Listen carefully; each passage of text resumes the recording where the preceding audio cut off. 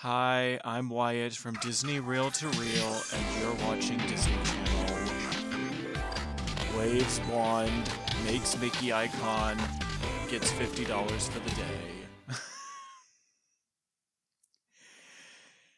Joining me today is a very special guest, a co-host of the Shoot the Flick podcast, Frankie Sparks. I don't know why your tone is so sad and droll. This is a grand occasion. I know. I was trying really hard not to laugh uproariously during your intro there. I was like holding it in. Yeah, let's just say that I've been like stuck in like the 1930s and 40s for most of this series so far. So then ramping up to 2007, 2006. That's a real. You're gonna get the bends from that. But in case none of my thumbnails or titles gave anything away, we are talking about High School Musical, the concert. Oh boy. Oh boy.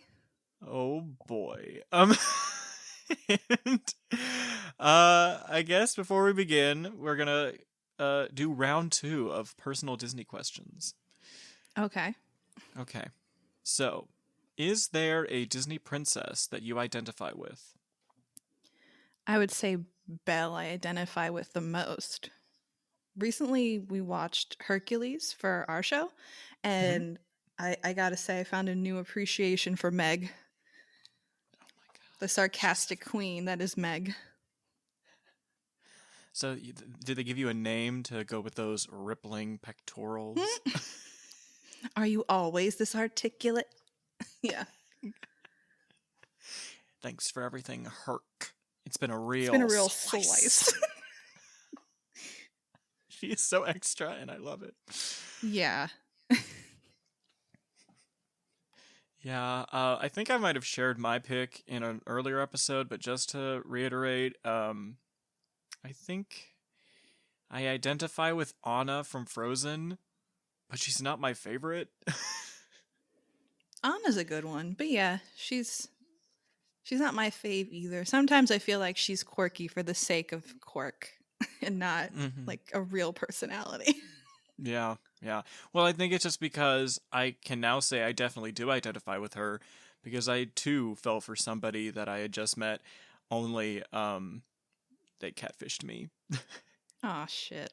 Don't you hate it when that happens? Yeah. And I was dumb enough to give them $4,000. Oh, shit. Jeez. This is me being Miley. This is me being Miley. Oh, no. She also connects with High School Musical because she did a cameo in High School Musical too. Just putting it out there. She did. And like everyone else in the cast, her wardrobe was brought to you by Old Navy. Oh my god. Yeah.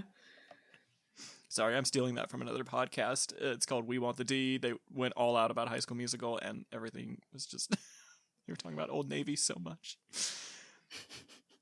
I feel like a lot of us millennials... Well, I don't know if you're technically a millennial, are you? No, I'm a Zoomer. God damn it. Well, us millennials over here, we have this like almost like PTSD, like waking up from a bad dream. Like, remember when High School Musical was like our entire lives? And then we realized what real movies were, and we were like, oh, this isn't real. You mean there's more than Miley Cyrus's The Climb? Oh yeah. That was a classic though. That was a heartstring puller. Okay. Don't you feel bad for Miley and her many much monies? Many much monies. That's what we should call every millionaire. Mm-hmm. Many much money. Jeff Bezos, he's a much money. Oh my god. But yeah. All right. So you're not ready for this. I feel like. I'm not ready for this. I didn't know this existed really until you told me, and yes. I was like, "Oh God, okay." Another High School Musical thing I have to watch. Yeah. So here's the thing. I guess we should both start by asking the most important question. Hmm. What does High School Musical mean to you? Well, I know my answer. Do you want me to give my answer first? Go ahead. So I was all but 13 when High School Musical, the first one, came out.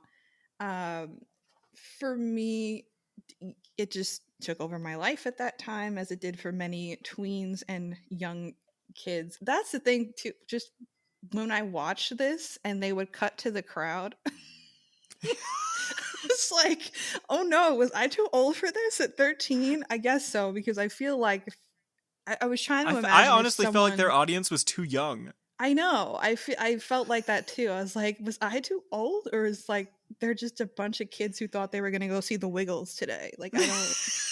I felt very like it was the first time I ever felt like a pang of shame for being a High School Musical stan. So it was Yes. weird. Listen here. It didn't last long, but just a little ping of shame. But now looking back at it, I mentioned this on my show, Shoot the Flick, by the way, if you want to check Yes. out my podcast. Um, but yeah, I showed my husband the whole trilogy, and he screamed in horror. And when I brought this up to him, he's like, "You have fun," and then ran so far away. But now I would say High School Musical is just like a time capsule to me. It's very much a time capsule of what the early to mid 2000s was. And just I just love the cheese, especially the first one. The first one I think is genuinely like really good, like a good, like it's definitely cheesy and stupid at times, but it's still a very good time capsule cheese fest that you can just sit down and enjoy. Oh, it With is cheesy. yeah, I mean they're all cheesy to a certain, well, to a large extent, I but could get constipated from the level of cheese that they're yeah, for providing. sure.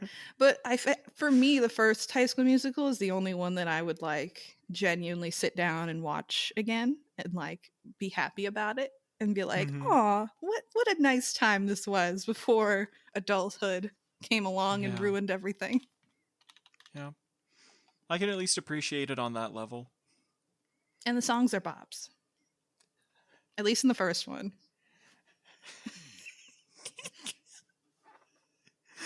Don't, how dare you?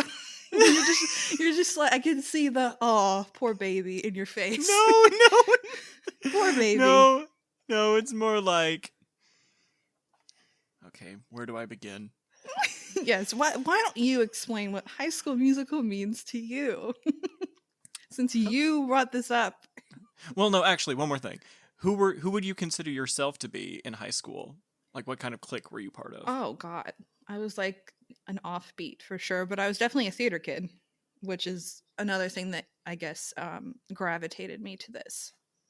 Were you a Sharpay or a? No, god no. I was like a Kelsey. I was just like a very shy kid in the background that was trying to find her voice. You were making piano arrangements that people immediately took and fucked around Obviously, with? yeah. Well, to be fair, that's like, that's like any musical. Any musical, you have to suspend your disbelief enough to be like, oh, randomly everyone's going to start singing, the same dance moves and the same lyrics. So you forgive that, I guess. I guess. Okay. Or Enough. not. Enough beating about the bush. How do I feel about High School Musical? What does it mean to me? The thesis of my new paper. So, High School Musical 1. It came out in January of 2006 on the Disney Channel. I should have looked up how many viewers it pulled in. A shit ton, I know that. And then the Yeah. second one got even more. I think the second one Yeah. is still like the most viewed decom ever. Yeah, I think it was like over 17 million. Mm-hmm. It's fucking crazy.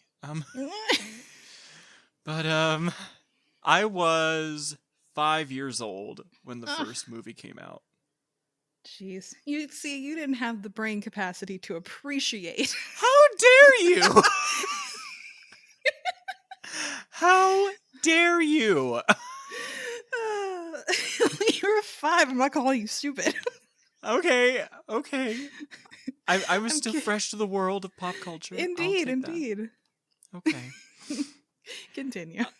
Um, and I remember that I don't remember it being a super big phenomenon in my, I guess, grade school. Like, would have Mhm. been, what was it, like the second or the third grade?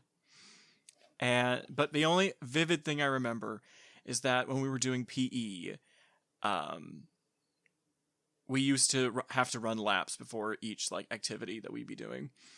And I distinctly remember there were days when they would play the High School Musical 2 soundtrack as we were running laps. That'll get you running far away. Far away. Far and fast. And that is where I first discovered the song that was cut out of the sequel called Humu Humu Nuku Nuku Oh my god. Apua'a. Dude. I didn't know about that maybe until like a few years ago. And Yeah. then when we rewatched High School Musical 2 for our podcast, like I was shooketh. I was very shooketh. What in the cultural appropriation is I was going on like, here? oh No. But then let's see. I just remember it being something that I liked it, but I didn't have like, how do I put this? Like, because obviously I wasn't a teenager and in high school, so it was like I think I kind of like, I don't even know if I could say that I liked it because my friends liked it. It no. was more just like a, It well, was this a is thing like that a, existed.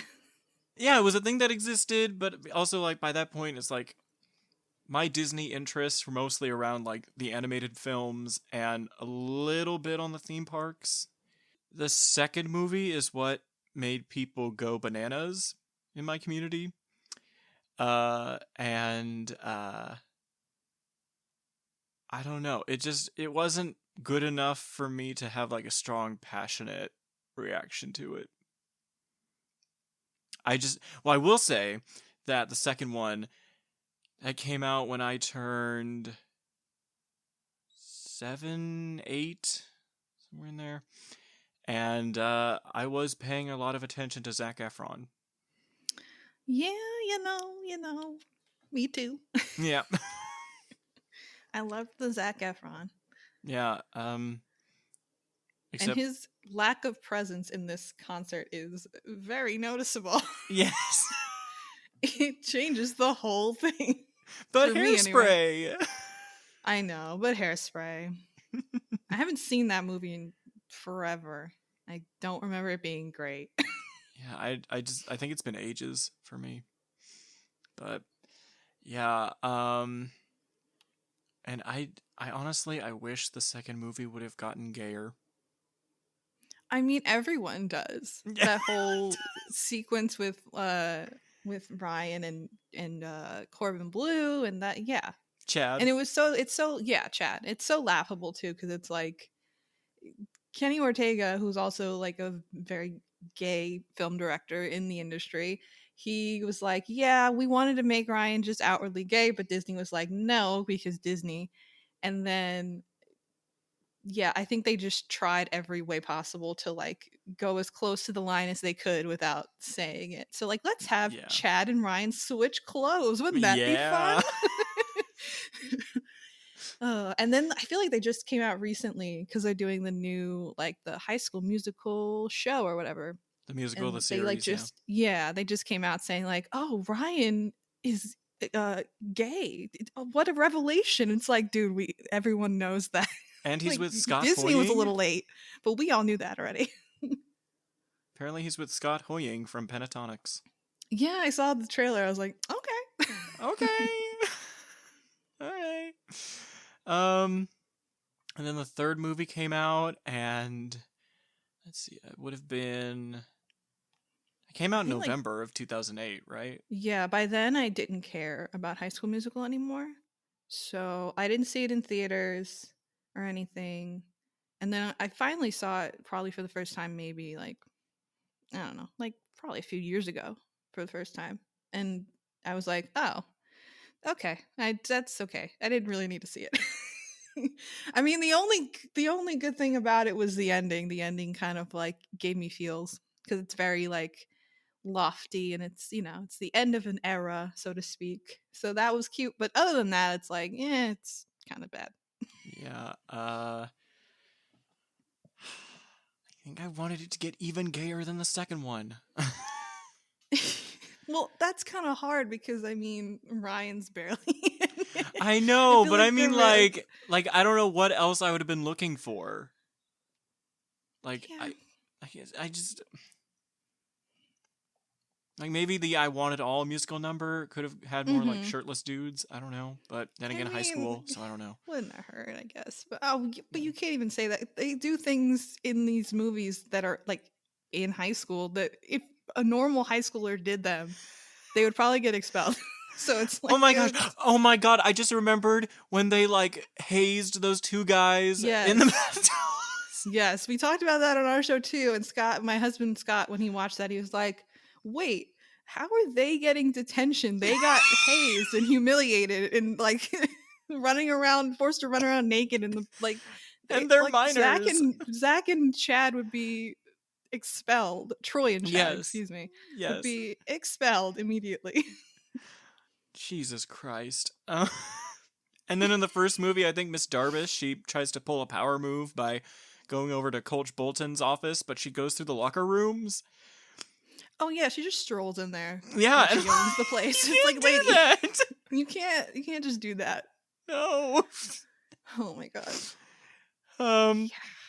but yeah, I guess having gone through that inner turmoil for all those years, I can say For that you, I'm inner turmoil. For me, just a wonderful a experience wonderful growing up with that. experience. I think I can say that this movie reminds me of my very conservative hometown.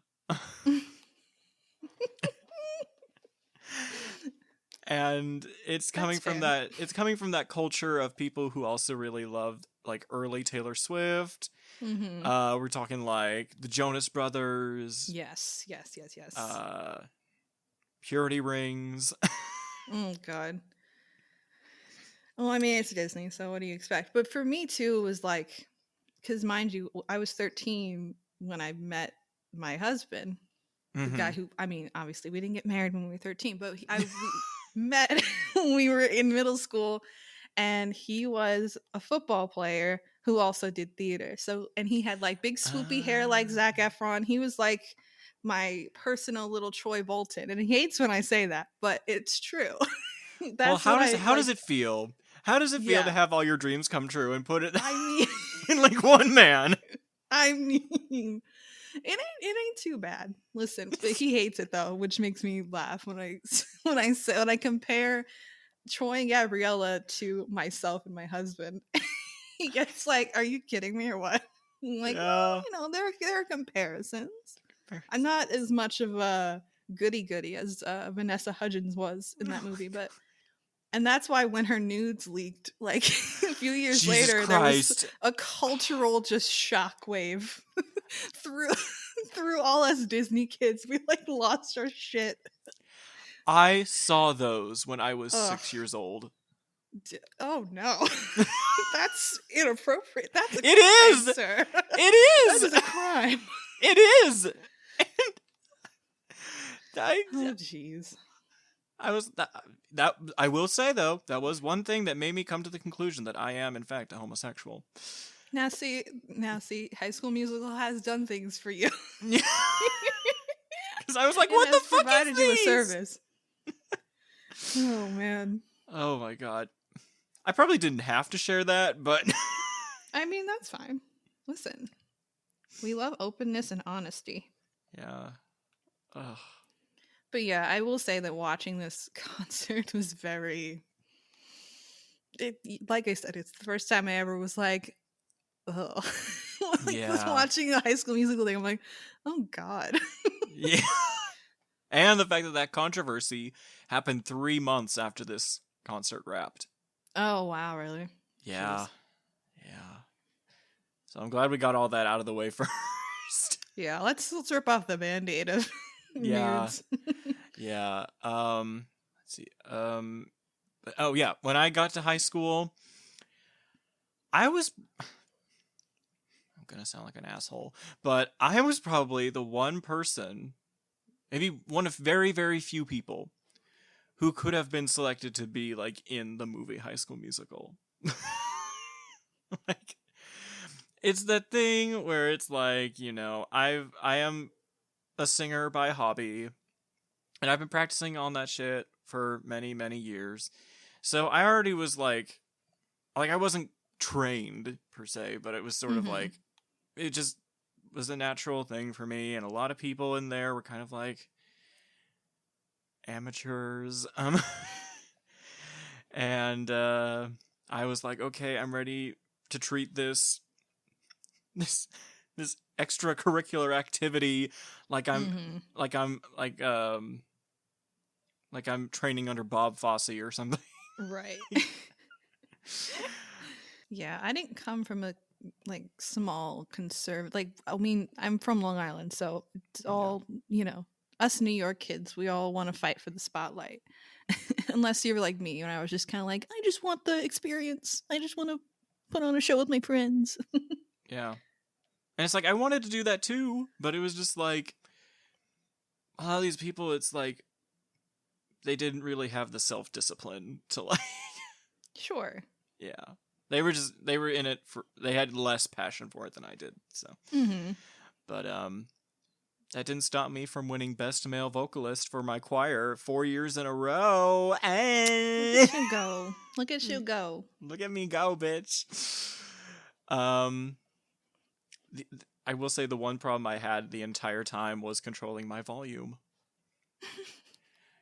Even my director, I had two directors. One of them was like if Miss Darbus had like a chill filter. The other one was a guy who, I love him, but he's really growing out his beard, and now he's looking like a guy from Duck Dynasty. It's kind of it's kind of a thing. But he said to me once, he was like, Wyatt, you have a beautiful voice, but can you please just like turn it down? And I'm like, I don't know how. Oh God. But now I do, so y'all are blessed. Yeah. But yeah. And then I'm trying to remember anything else. Like, I guess maybe we can run more personal shit as we're going through this gem of a show. All right. So just some quick info. The High School Musical concert went from November 29th of 2006 to May 30th of 2007.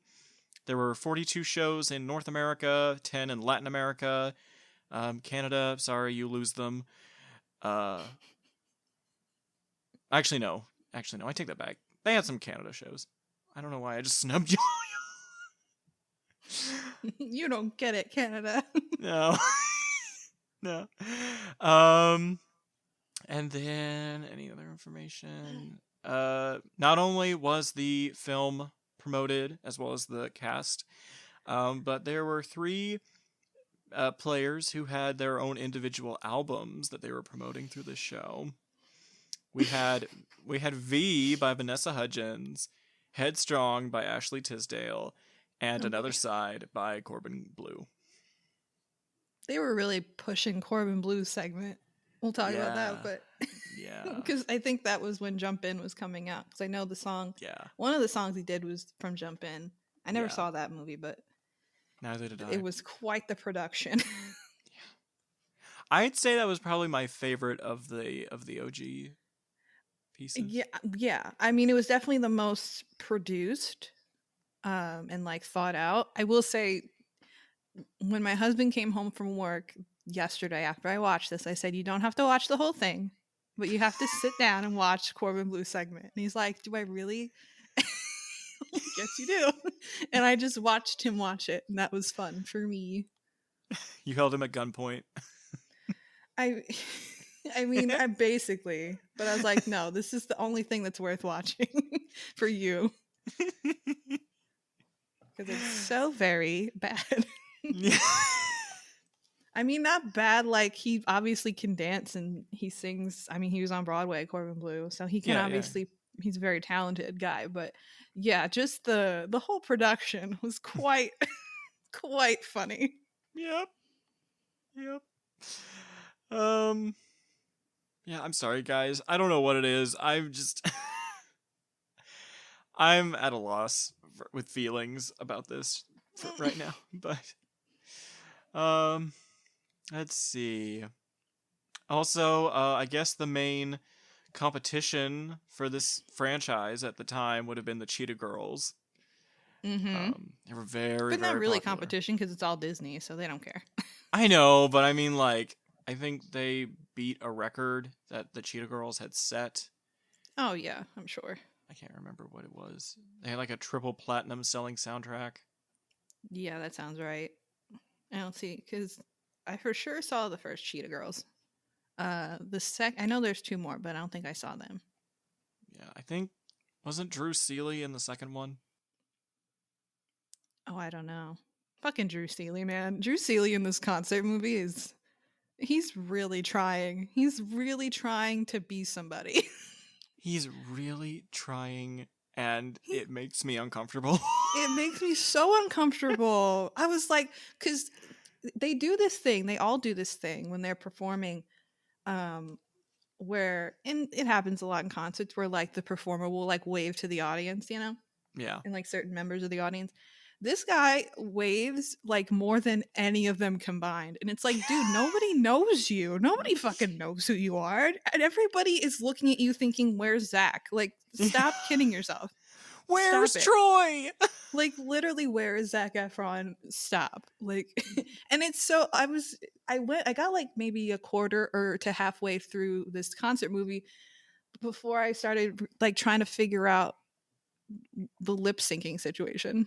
Mm-hmm. I think in all the group numbers they're lip syncing, and then when they're moving, like when they like Yeah. in Get Your Head in the Game, they're obviously lip syncing because the track sounds exactly like the movie. So Yes, it's like, a okay, lot of that's them do. definitely lip syncing. But then there's a part where in Get Your Head in the Game where Troy's supposed to like have a little like a slow part, like why am I feeling so wrong? That's Drew Seeley singing, and I'm like, bro.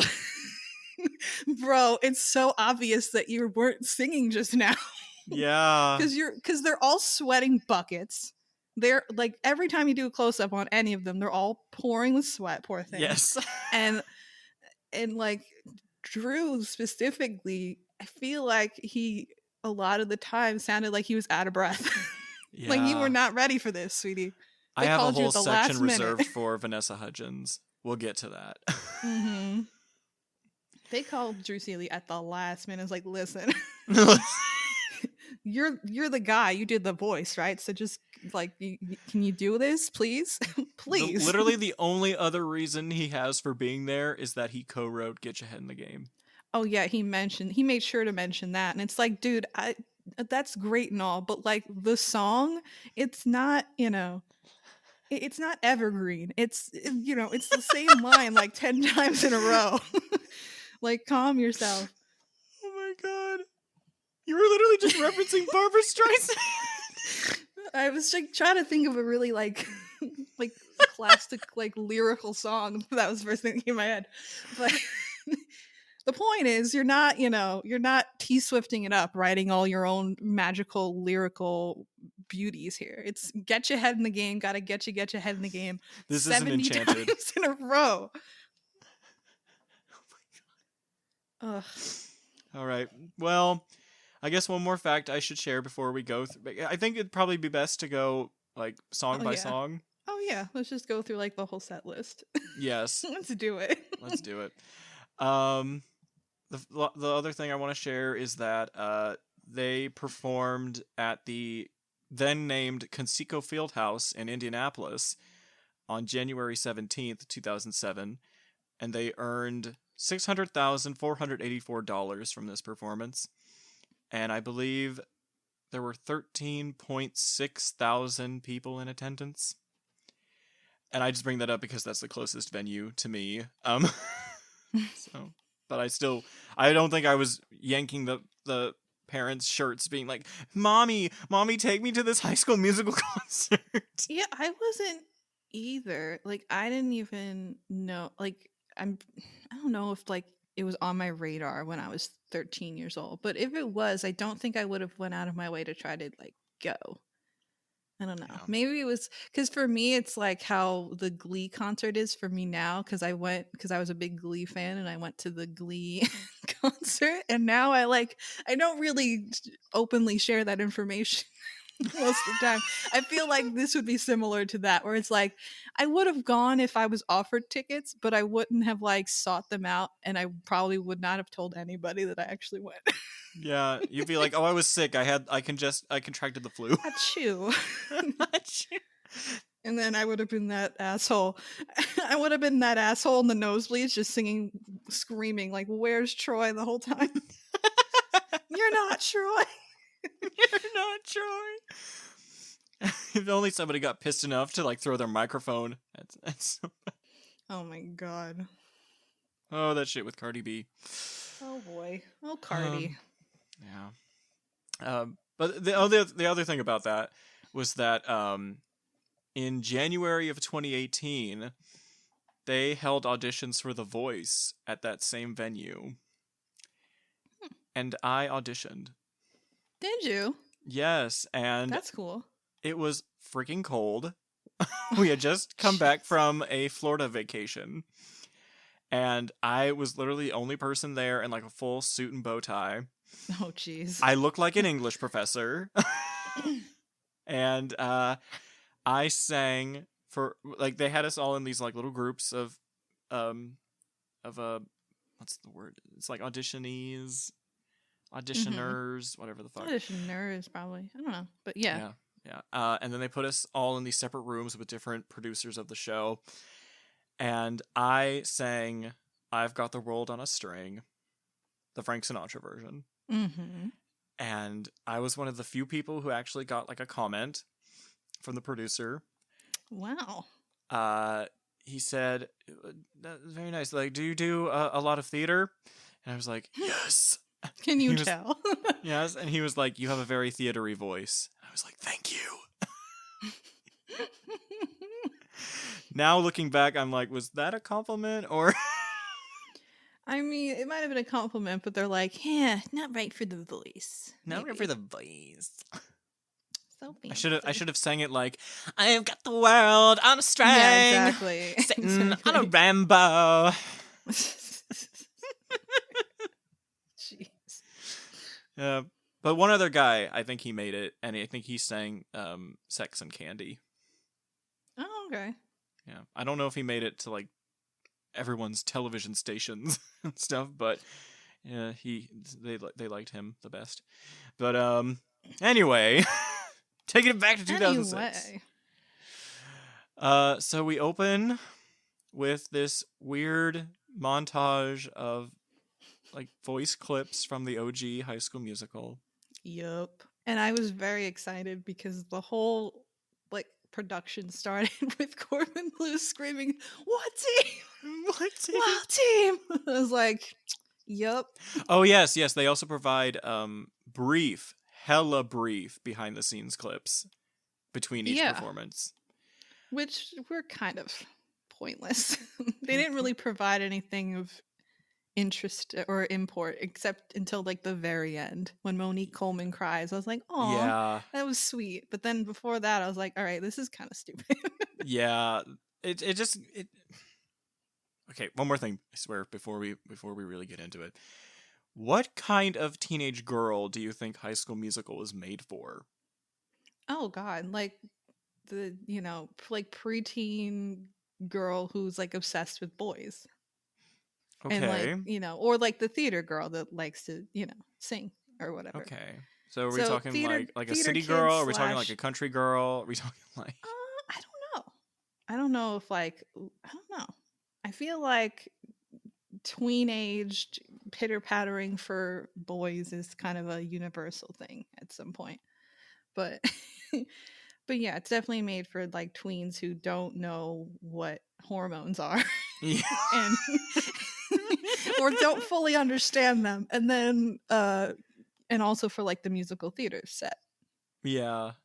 both of which I fell into at that time. So it was like perfect for me, I guess. Yeah. I think there's a little bit of like Christianity just sprinkle in there. Well, I mean, Being like not overt, but not for overt. sure, it's just like the Disney-fied, like clean cut version of. Because I mean, they don't kiss the whole fucking Yeah. movie, Yeah. and then the second movie they don't kiss the whole time until like the fucking last shot. So it's like, Yeah. and then but then in the second movie it starts with him giving her a necklace or with his fucking initial ugly on necklace. It's so it's very it's Got it icky. from Costco. Not Costco. Claire's. But yeah, so it's I agree that there's like a very it's not necessarily Christian-y, but like just very clean and like Disney clean. Well, that's the thing. It's like I know that Disney can get hella clean and conservative, but there's something about the Disney Channel shit at this time that I was like, this is on a different level of like I would agree. like there's a difference between this and like I guess the fucking Disney princess movies where it's like you wait until marriage and then that's your happily ever after and shit like that. Whereas these are just like chaste flirting. Yeah, very chaste half second kisses on the cheek. Right. If you have like a tank top on, you are obligated to wear a shirt over it. Yeah. Unless you're playing basketball. Yeah. That thing better have spaghetti straps. Yeah, no. Nary a spaghetti strap in sight. God or like a mini skirt or anything remotely revealing. Just all like mom jeans and cardigans for the girls and headbands because apparently Monique Coleman's hairdresser destroyed her hair. So she had to wear headbands the whole time. I was like, poor girl. Yeah, and the fact that I think it's mainly Ashley Tisdale who's wearing so much Argyle. Oh my god. Well, just look at this concert. You see like the outfits that they were put in. I'm like, Jesus Christ. Let's so actually, you know what? Let's take the time to talk about the fashion. We need to give it its moment. It hurts. All right. All right. So we're looking 2006 Argyle. Mm-hmm. It's weird because I feel like that at that time it probably would have been considered like a preppy aesthetic. Sure. But also it was kind of emo. So like yeah, kind of. I get what you're saying. And then but this was like around the time where like what was it called? Oh, Converse. So you wore like dresses with Converse shoes if you were a cool girl. Like I like pretty things, but I'm also a tomboy, so I'm gonna wear a dress with Converse. Ashley Tisdale came out in that, and I was like, oh god, why did we do this? Why did we say this was okay? It made sense. Like every girl on the Disney Channel did that look, and it's like, dude, stop it. And it was like the really like the knee-high boots or socks. Mm-hmm. Oh my god. Mm-hmm. Like they were and then just all like the guys wore jeans with chains on them. Oh my god. Either like paint splatter or chains or little holes in the knee or all three. All three. All of the above. Because they were feeling extra for get your head in the game or some shit. Oh my god. I think Lucas Grable's outfits. Oh my god. Also, I will say he was probably my favorite member of the cast. I mean, I'll say that he's definitely an unsung hero of the series, and in this concert, they made him the MC, which I was like, good for you, man, because he did it really well. He did a great job. I felt like he was the one guy who understood the assignment. Yeah, absolutely. I mean, I would hope that he was at least somewhat comfortable with the attire he was forced to wear all the time. Every fucking shot of him in every movie, including this fucking concert, he's got a fucking beret on, fedora. And it may or may not have glitter on it, and a very loud, bright like ensemble. And it's if you like that, cool. But it's like, you can't let him just like, switch it up a little bit. Like put him in a t-shirt and like let him fucking play basketball in the fucking in the basketball scene. Let him come running out in like a tank top and basketball shorts. Let him be comfortable for a minute.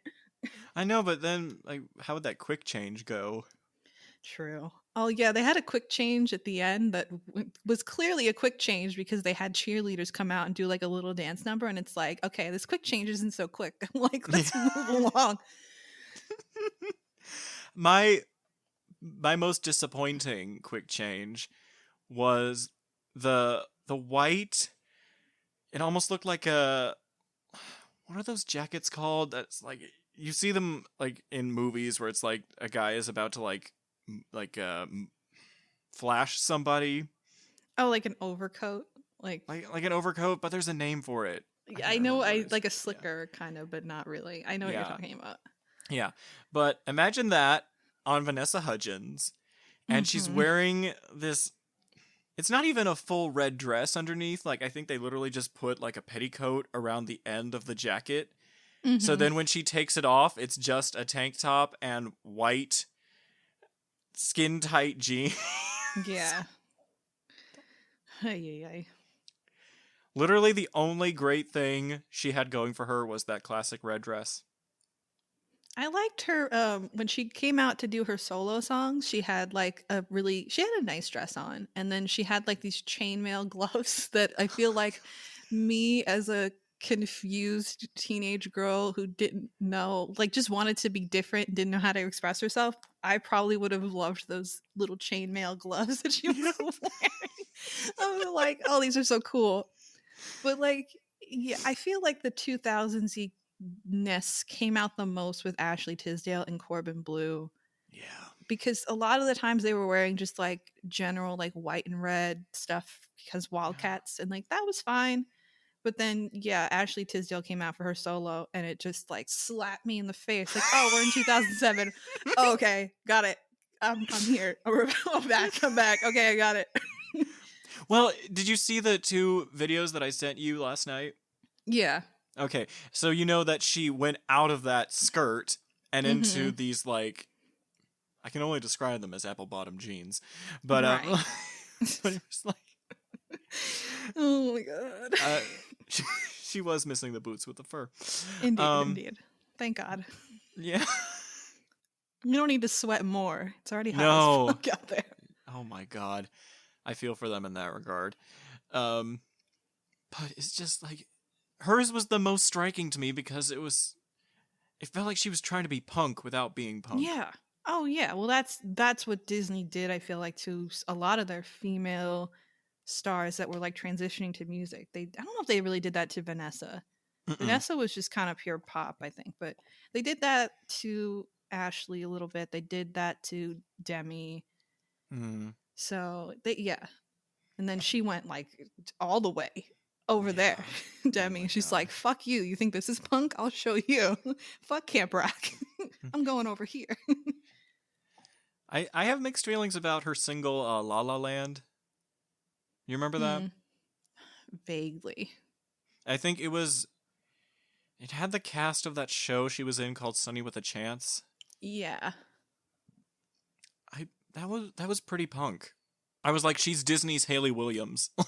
Right. Yeah. Like they really thought that. But yeah, I didn't really watch a lot of Disney Channel shows. I watched Lizzie McGuire and Even Stevens I watched, and that was it. And then I was pretty much only there for the DComs and such. Okay, so I was the later half and you were the early half. Yeah. Okay. I think even I recognized that Disney was a little too clean cut and full of shit. I was like, I don't think this is relatable. Let me go watch Fairly Odd Parents instead. That's so much more believable. And I'm over here being like, SpongeBob SquarePants sure looks like fun. I loved SpongeBob too. Everybody loves SpongeBob. Those first 3 seasons are golden. Yeah. Oh man. I lost something once. I lost something I couldn't live without. My identity. That's literally all you had to say. I lost something once. Not many other cartoons can do that. I feel like you just say one line and it's like, oh, right back. No, it's really sad. Hmm. Okay, now back to the concert. Anyway, back to this shit. Back to this shit. Oh god. Okay, so then the big ass High School Musical sign pops out from Yes. under the stage. And I'm like, oh, we better be in for a hell of a ride. Mhm. And then Drew and Vanessa come out in their 2006 glory, singing the start of something new.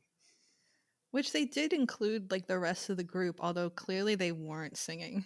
No, that's another thing. I was like, why do they all have like standing microphones, but then they also have the earpieces? I wrote that down. I was like, they all have lav mics, but yet they have standing mics. So I'm guessing that's just for show, so they can have something to do on stage. Yeah, because it was clearly like for like not for Corbin because Corbin was dancing, but for Ashley and Vanessa when they would go out for their solo stuff, it was so very obvious that all they could do as far as choreography was like stand and point into the distance, and that's really all the choreography. So it's like these kids need something to do. There was for Vanessa, there was a surprising amount of hip swishing. Oh yeah, for sure. And I was like, maybe we don't do that at a High School Musical concert. Dude, you know what's funny? At one of the songs, like towards the end, I think it was right before Bop to the Top. They did an aside with Lucas Grabeel. I think it was Lucas, and he's like, "Oh, it's so nice to look out into the crowd and see all, and we, welcome the audience to join us in the fun." Yes. And it pans to the audience. It's every time they pan to the audience, it's like little kids, like yes, like 9 and younger. I'm being generous saying 9 or 10 and younger. Yes. And I feel like half of them, they picked, I don't know what cameraman. I mean, I don't know what cameraman like they found for this, like in a ditch somewhere. But they happened, and this is gonna sound terrible. I know. I feel like this cameraman picked out like the ugliest children. Oh my god. To put on camera.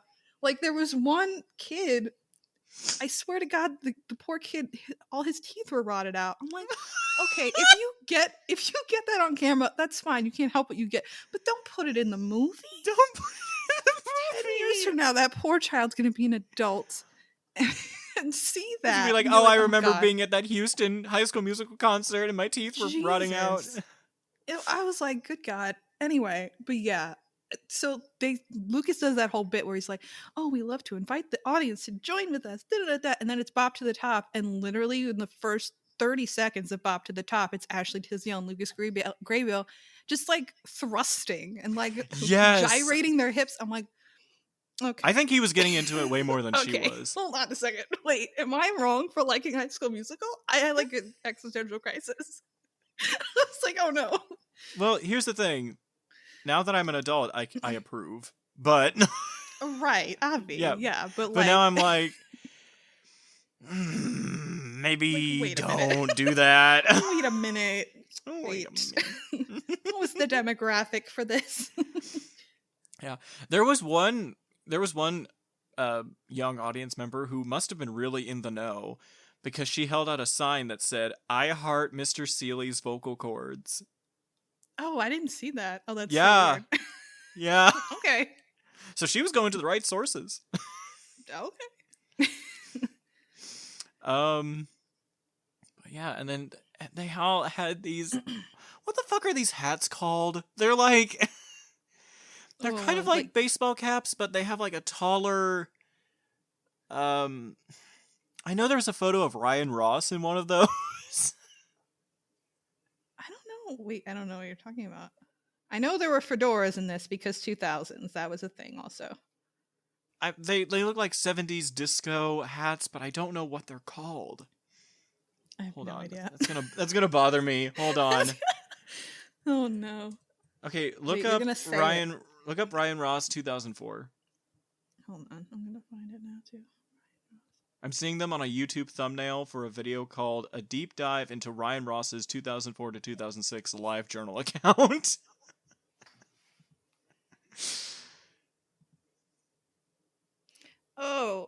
Yeah, is it just like a beret? I Something don't know like what that that. is. I don't know what they're called. It's like a page boy hat?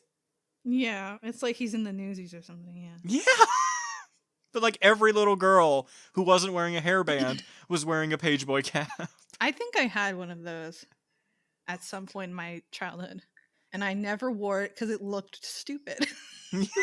Like I'm like almost positive. That's just oh god, 2000s was a weird time to be alive. Good lord. And then what did they do next? They did Oh, stick to the I want to talk about stick to the stick to the status status quo. Holy cow. Okay, so when I was a kid, a middle school, high school theater kid, right? Mm-hmm. We would do like the musical or, for the year, and then The spring as musicale. yeah, of course, such a musicale adventure.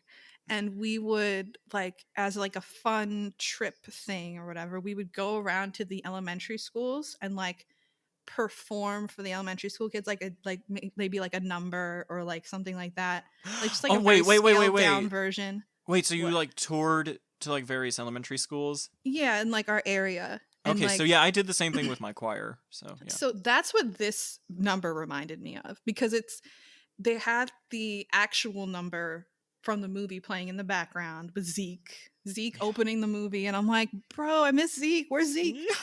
And then Zeke is like the shit. Yeah. But and then they have like this one cafeteria table, a little gaggle of dancers, and then Mm-hmm. like Corbin Blue and Monique Coleman, and they're doing I think they all actually were there, but they did Mm-hmm. the whole dance. It seemed like a scaled down version of the high school, so that's what it reminded me of, just like doing those little like performances for the elementary school. But it just made me laugh because they're performing for the movie playing in the background also. Yeah. So like the kids are talking about how they like the cello and shit, and Corbin Blue is acting his ass off. He's getting like really offended by it. And I'm like, you go, Corbin. You're really working for your money here. Yeah. Oh man. I'd say maybe this is probably the best song in the soundtrack. For the live or just for like the Just movie in generally. general? I'm trying to think if I don't like any of the songs from the first movie. I don't think I think I like all of them. Yep. Pretty much do. I mean, I'll say what's it called? Yeah, no, I like all of them, but I'll say that We're All in This Together is the worst one Yeah. because it's the most like overtly cheesy and ridiculous. It reminds me of a youth camp. Yeah, for sure. It's like, we'll be together. We're all very special. It's like, okay, We're all ew. children of the Lord. Yeah. Yes. We are pro abstinence. Right. Yeah. It gives very much that vibe. Yeah. I'll say that for sure. Oh my god. And then in the third movie, they do like a slow version of it, which Yeah. makes me laugh hysterically every time. I'm like, are we trying to make this like emotional? Okay. Yeah. Well, I will say that I did a little digging on some of the actors, and Lucas, he was involved with some like youth group organizations when he was a kid and stuff. So, but he's a pro like queer LGBT feminist guy now. Mhm. So Yeah. he's still the favorite. Yeah. But yeah, he's very much like, we're going to have a G-rated time tonight. Oh my god, it's so bad. But like, also, I mean, as far as him being the MC, he really is kind of the Yeah. unsung hero of the whole production. He kind of is really the glue that holds it together. And I Yeah. see clips of him sometimes, like currently, where he does like Disney nights, and he brings like back old people from the High School Musical stuff, and he has like Yeah. a crowd of people, and like he's doing pretty good. He definitely has a stage presence, which is great. Yeah. Also, I think the year after this tour, he appeared in the Harvey Milk biopic Milk. Did he? Yeah. Oh my god, I did not know that. I haven't Yeah, seen I that believe in he a was long wearing time. like a shirt and like a skirt over it. and he Oh, was like a I gotta photographer or find that. something. I gotta watch that for sure. Again, Yeah, I haven't seen that in so long. yeah. I literally had to check Google this morning. I was like, wait, he was in That's that movie? so weird. Oh my Yeah. gosh. I feel like I would have noticed that, but I mean, again, haven't seen it in forever, so. Maybe that was his way of getting back at Disney. I don't know. Yeah. Well, I can understand because you know, I would imagine if you're a gay kid and you're doing a musical, you know, I mean, you're already you're already ostracized a lot by people just in general, and then you finally get this big opportunity, and you're doing this big movie, and you're I, Ryan is such a coded character. It's like, and then once it got like closer, like I know in the second movie and the third movie, they're like, okay, can we just like acknowledge that he's fucking gay? Like why are we doing this? And Disney's like, no. No, you have to wait another 15 years. It's so dumb. It's so dumb. But anyway. But yeah, everyone go check out Milk. Yeah, I remember that being a great movie. Yeah. Let's see. Anything else about Status Quo? I feel like the ending was very generic, but that's just because they didn't have the chili fries. Right. Yeah, it was funny because like I thought that there was like a weird pause at one point because I feel like there was supposed to be dialogue or something, and then instead of having said dialogue, they just go no, no, no, and then go to the chorus again, and it just made me laugh. Oh. Okay. And then, well, what was next? I can't take my eyes off of you. I was surprised that this was in there because I was like, this is like a bonus track off of the High School Musical album. Like, I remember listening to it a lot as a kid, and I totally had forgotten its existence. So I Yeah. was kind of excited by that. But yeah, that was fun. I Yeah, have this no is like qualms about that. yeah. This is the one that made me try to recall how much High School Musical merch I had as a kid. Mm. And I think it amounted to DVDs of the first two movies. I had the soundtrack to the first movie, and I lost it somehow. I don't know what happened to it. And I feel like there was something else, but I really can't remember. Like, I think it was just I something like pretty definitely minor. had a Wildcats t-shirt at one time. I'm trying to think if I had anything else of note. I don't know. Yeah. I definitely don't have anything anymore, although I would take some Wildcats merch. I would definitely wear it proudly. Yeah. I feel like there was a time where I had High School Musical merch but was ashamed to wear it. Mm-hmm. Like you know, as I got older.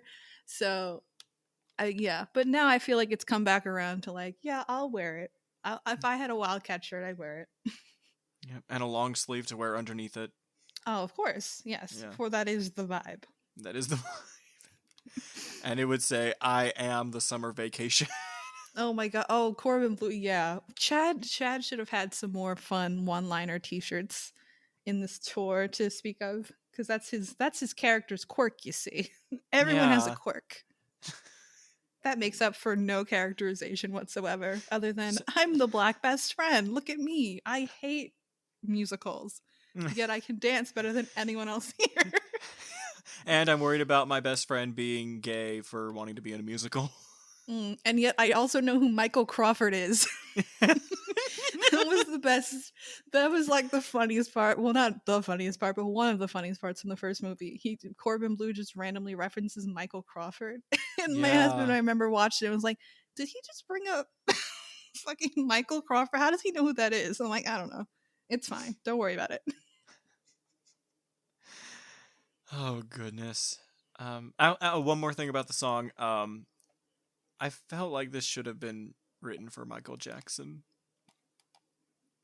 I mean, it's different than all of the other songs in the album. Like I don't Yeah. know why they wrote that for them. Like I don't know if it was supposed to be in the movie and then they just took it out or if they just wrote it specifically for the I have no idea. From Because what it I've doesn't sound heard, like it any of sounds the like other it would have been songs. done for the callback auditions for Twinkle Town. Maybe, but yeah, I mean, it doesn't sound like anything else in the entire in the entire album, like for the musical. So it just seems like it was written maybe for something else, and they're like, well, we're not using it for this random Disney project. Let's throw it in here. Yeah. All it was missing was a Shamona. Oh my god, yeah. Sung by no one else but Lucas Grabeel. Yeah. That's the only person that would be good at it. Yeah. Oh, that high note that he hit. Yeah. Oh my god, that was actually pretty damn good. Yeah. I know it was recorded, but you know. I feel like that's part of the reason why I was so happy in High School Musical too, that like he got his own number, because he shared it with Corbin, but still, like, because he's actually really talented too, and it's like, Yes. yeah, like they all have talent, but like, Yeah. Corbin's a good dancer, and Lucas Grabeel can really nail a high note when he needs to. Would you say he's a double threat or a triple threat? Lucas? Yeah. It's triple. Yeah, he danced fine, right? I'm trying to remember like a specific dancing. Oh, moment for dancing, him. he got that in the bag. Dancing, singing, acting. He can act. So yeah, I'd say triple threat. Okay. I agree too. No shade. Love that man. And then we moved on to Hopelessly Devoted to You. I'm sorry. Oh my god. When There Was Me and You. Oh my god. So this one, okay. This is one of the cheesier ones from the movie for sure. Yeah. This is probably one of my lesser favorites because it's kind of bland, and the choreography in the movie is laughable. And wouldn't you know it, the choreography here is also laughable. Hold on. I'm about to I know my favorite moment of the entire performance. And this is gonna be a Wyatt and Frankie exclusive. Y'all can't see this. Okay.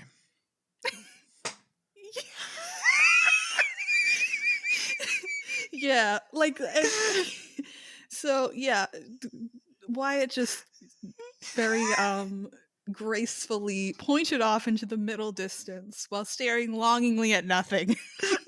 And that's basically this whole song. It's basically this whole song in the movie as well. I was half expecting like a giant poster of Zac Efron's face to come down from the ceiling and her to stand in front of it and be sad. Like it's not.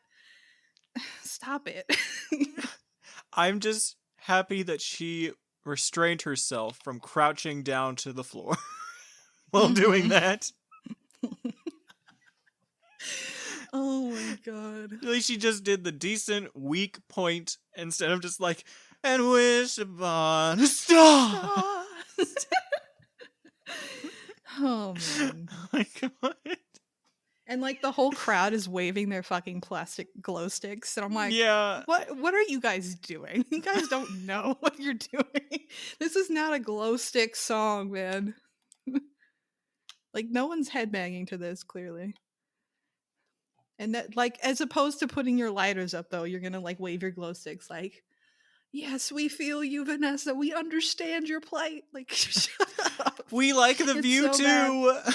Oh my god, it's rough, man. It's rough. We know that dreams were meant for sleeping. Oh my god. I will say, I feel like she has like probably the least stage presence out of all of them. Yes. She seems very awkward on stage. And I'm assuming that that's gotten better as she's gotten older, because I know I think she's done Broadway, but she's definitely done theater stuff and she's done other things. And so, I'm sure it's gotten better. But at this time in her life, she's awkward, which she's performing for preteens. That's yeah. They're all still pretty. Are they all teenagers or in their 20s? Either way, they're all fucking young and they're all playing for kids. So it's weird. Yeah. That is why I'm not vibing with this this movie. Just discussing of it. Maybe we should ask this question. Can we call this a movie? Can we call this a movie, or should we call this a recording? Should we call it an experience? What do we call this thing? We should call this... It's not a movie. You know what? I'd be willing to call it a teens documentary. Okay. We can call it a sort of kind of documentary. It's I'll a do that. like you said, it's a time capsule of a very specific Yes. time. It's a time capsule, but like it's a time capsule with all the yucky stuff. Like High School Yeah. Musical, when I watch High School Musical, I feel like I feel warm and fuzzy inside. I think of all the good things, the good memories of Yeah. tweendom and childhood. Um, I don't think of really anything watching this because you know what it is too? Like the crux of High School Musical is it hangs a lot, I would say, on the chemistry between Zach and Vanessa, Mm-hmm. which was greatly helped Right. by the fact that they were dating in real life. Um, Yeah.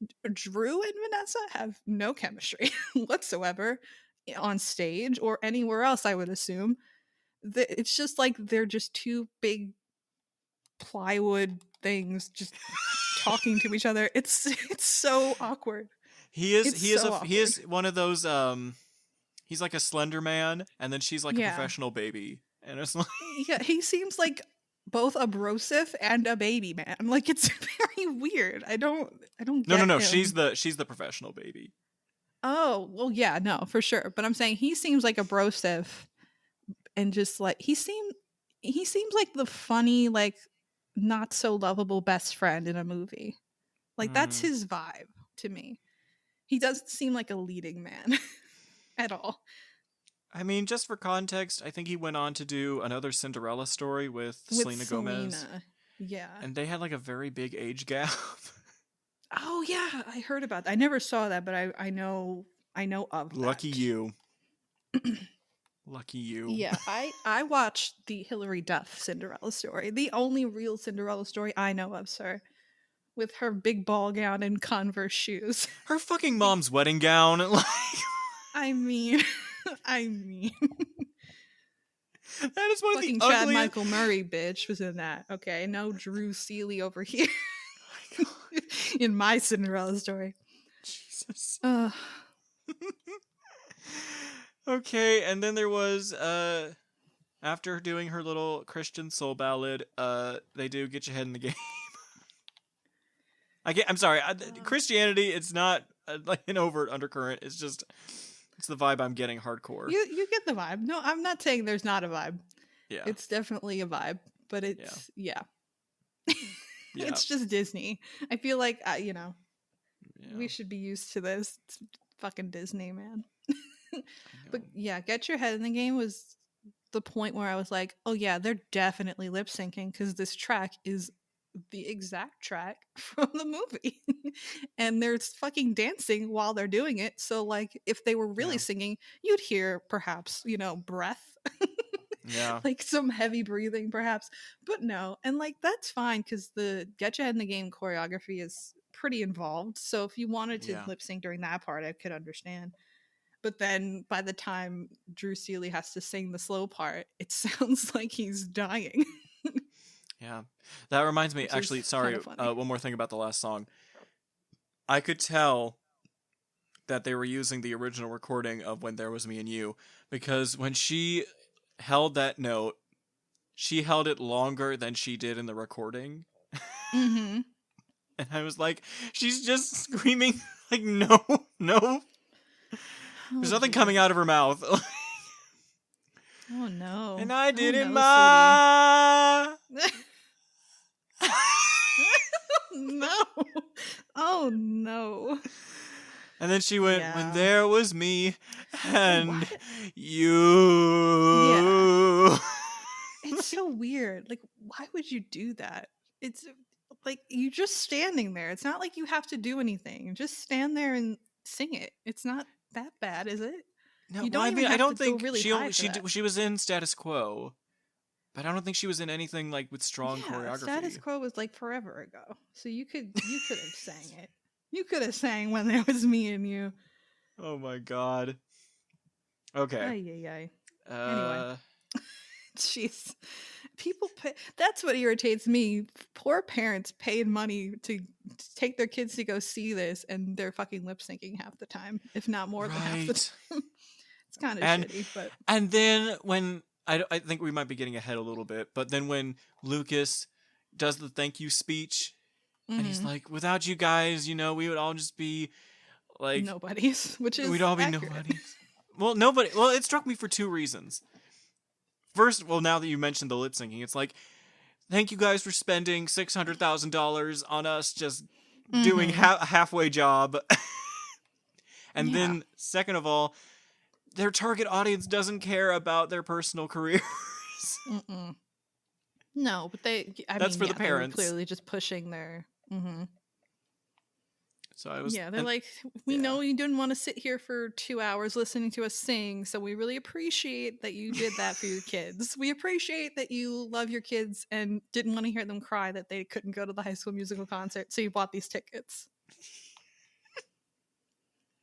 But yeah, I feel like I mean, again, jumping ahead a tiny bit, but I feel like for sure when Corbin was singing his solo stuff, Mm-hmm. they panned to a kid that was mouthing along, like singing along to it, and I was like, was Jump In out yet? Like, there's no way you know this song. Like, I mean, maybe it had been on okay, the Disney Channel. maybe, I don't know, but yeah, it's but yeah, they definitely didn't pan to any shots of kids singing Ashley Tisdale songs or Vanessa's songs because We'll none of be those were on the Disney together, Channel. come whatever. Oh my god, that was rough, man. What was her most popular one, Ashley Tisdale? Because I don't think it was that one, was it? I think it was either Be Good to Me or Headstrong. Yeah. I'm like, I was Oh trying to no, there was remember. also He Said, She Said.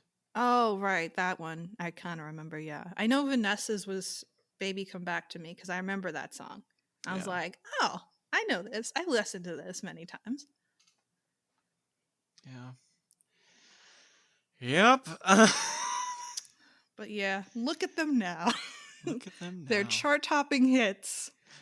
And Maybe. and No, Vanessa's over here not at being all. like, yeah, people are gonna die, but Oh god. Oh my god, that was so bad. Oh my god, I remember yeah. that too. Oh jeez. Honey, no. I was watching a video of Lucas. He was at a convention with some people. I think Vanessa might have been one of them. They were doing a HSM reunion with Mhm. Kenny. And he was like, something about Vanessa Hudgens. He's like, Vanessa is just such a special human being. And then as soon as he said that, I was like, yeah, people are gonna die. But Yeah. Mhm. Okay, sweetie. And then Zach like Polly comes in because he's busy like shooting an actual movie. yeah, yeah. That's the thing. I when we did High School Musical 3 on our podcast, me and my husband, we talked about like ideas for like a 4. And I'm like, why are we even talking about this? Because we all know Zach's not coming back. No. No fucking way Zach coming back. He's like, I'm making real movies now. I'm talking about maybe getting an Oscar soon. Like, I'm not trying to. I'm trying to get an Oscar. I'm not trying to go back to the Disney Channel, bro. Yeah. Not like Anne Hathaway who's trying to go back to Genovia. Oh my god, that's gonna be weird. Yeah. That's gonna be so weird. I just wish that they would make it something like I don't know, like a war movie or something.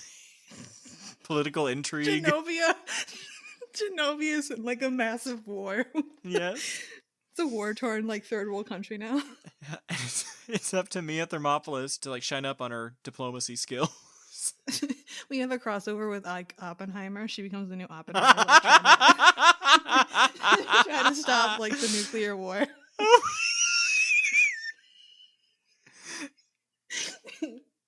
She invites foreign dignitaries over for mattress surfing.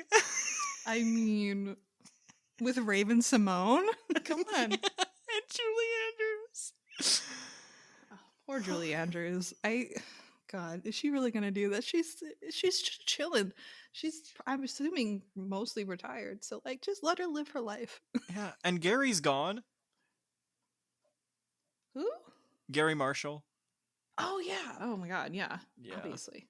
Yeah. So Yeah. Who are they gonna? I didn't even realize that till you just said it. I was like, oh yeah, Gary Marshall directed Princess Diaries. yeah. So I think like if without him, they'll just turn it into a girl boss movie. Yeah, it'll just be like another iteration of Barbie. Yeah. There you go. I made an Oppenheimer and a Barbie reference. You're welcome. We're 2 weeks out from those two movies coming out. Is that right? Yeah. Yeah. So we're still fresh. We're still in with Still keeping it fresh. with the trends. Unlike this fucking show. Get Your Head in the Game was fine. It was fine. It was one of those other like middle school performances for Yeah. the elementary school kids. Yeah. And there was a female basketball player doing all the choreo, which I appreciated. Yeah. I was like, Also, oh, there's one chick with there's the ponytail. I see it. It's back there. There's a ponytail. I see it. There she is. Also, I love that they all came out of one locker. Mm-hmm. What's going on, Wildcats? See, they're trying to just do that, gay coding whenever they can. Oh my god! And you just leave the slip it one in. gay theater kid out of it. Oh, jeez. Oh my god! Wait, are we up to the best part? Are we up to Corbin's solo now? I actually don't know because Yeah, we are. Wait, we talked about Ashley. We talked about Get Your Head in the Game. Okay, yeah. So now we're up to Corbin. Okay, yeah. Highlight of the experience. Push it to the limit. I mean, okay, so this song is from Jump In, another DCOM that came out around this time with Keke Palmer. I never saw it, so I guess it must have been after my time where I kind of gave up on the DCOMs. I feel like High School Musical 1 and 2 was probably my last real bouts with DCOMs. Mm-hmm. But the song's good, and he can obviously dance. Mm-hmm. This is definitely the most produced, as I mentioned before. They got jump ropes, they got shadow boxing, they got jump ropes made into a boxing ring. I didn't understand the boxing theme of the number. I was like, are they trying to make jump roping look cool and badass? So they keep making it's him so metal box people. And then was that after? It was after. But then, and yeah, he comes out with his freaking bedazzled ass shirt and his chainmail jeans, and I was like, okay, girl, okay. All right, I feel bad because Corbin is like really, really talented, but like, he was trying, he was actually putting an effort in. Yeah. I don't think I have too strong an opinion on his set. I just liked all the effort that they put into it compared to the other ones, because it's like, Yeah. oh wow, they just threw Ashley and Vanessa out there to the wolves, like, just sing, girls. And then they did definitely more of a production with Corbin, and then he did another song. He gets 2 songs in the movie. Another song called Marching, and this moment for me was like the biggest laugh that I got. There's like the lights go down, it comes back up with like the most ugly, just visually unpleasant, like, band jacket. Yes. Like, it's orange and teal, and it's got like the frills, and I'm like, what is this? what did you put on this kid? And he's just dancing around, just trying really, really hard. And they gave him a fucking cowbell because that's funny, or like, that's fun. That's okay. He's watched SNL. Yeah. That's literally what I said. I was like, more cowbell. That's what everyone wants. I just didn't. Cowbells and jazz squares. That's what the kids want. It was wild, man. It was Everyone wild. And then loves at a good the end, it jazz turns square. into drumline. I don't know what that was. I think they were trying to clearly push Corbin to be like maybe their like new star, because they figured Zac Efron was going to move on because he was doing a big movie. So they're like, okay, let's push Corbin. And I guess it didn't work probably the way they wanted to, because Jump In wasn't as successful nearly as High School Musical, but it definitely just highlighted how little they gave a fuck about Vanessa and Ashley's segments, because Corbin was like right in the middle of the show, this big production. Well, here's some extra tea. So they actually filmed another performance in Latin America. May 26, 2007, they filmed a concert in Buenos Aires. And then another one in Mexico City. And another one performed in Santiago. And some of those included more of Ashley's set. But in America, she's too Britney, I guess. I don't know. Maybe that's what it was. I literally read a YouTube comment on that video that I shared with you. They were like, she was the Britney Spears of Disney. I'm like, oh my God. Britney Spears was the Britney Spears of Disney. Yeah, like, hello. That's also accurate. Yeah. But yeah, I guess they were trying to go for round 2. And also, well, I was going to say Jamie Lynn, but Jamie Lynn switched sides. She went to Nickelodeon. Yeah. And then didn't they have to cancel that show because she got pregnant? Yeah. That was, I remember that being a scandal when, like, I was young. That was like the big, what? That was funny. Yeah, I don't remember that episode of Octomom. Yeah, right. Oh my God. Anyway. Yeah, I'll say that whole Corbin segment definitely highlighted his talent, but also highlighted that they were clearly trying to push him as like to the limit, the big cheese. Pushing him to the limit. But if Zach were there, forget it. No one would give a shit. Yeah. But Corbin, poor thing. Yeah, that's the sad part. That is kind of sad. Yeah, but then it's probably for the best because not only was he doing Hairspray, but he was still coked out. Oh, yeah. Yeah. So. I mean, at least we would have had some like actual chemistry between, because they do they do, what do they do after this? What I've been looking for. Yeah, they do the slow version with Drew Seeley and Vanessa, which they sang it twice, which I was like, why? We don't want this. It's bad. Like, they sang through the whole song. I was like, okay, well, now we're gonna do Ashley and Lucas, yay. And then they just sang it again. I'm like, no, go away. It's literally they're terrible together.